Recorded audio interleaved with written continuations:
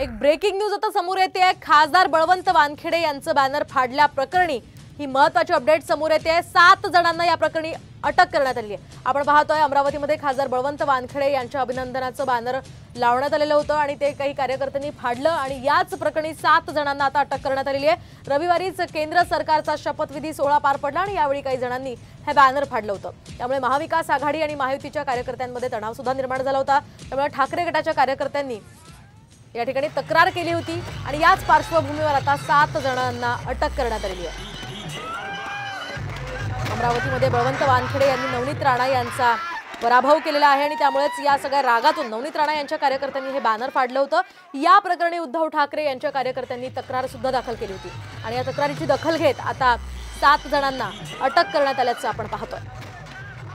अमरावतीमध्ये ठाकरे गटाचे बळवंत वानखेडे हे विजयी झालेले आहेत आणि त्या सगळ्या पार्श्वभूमीवर आता कार्यकर्ते जल्लोष करत होते। त्यांनी या प्रकारचं बॅनर लावलं होतं आणि ते नवनीत राणांच्या कार्यकर्त्यांनी फाडलंय।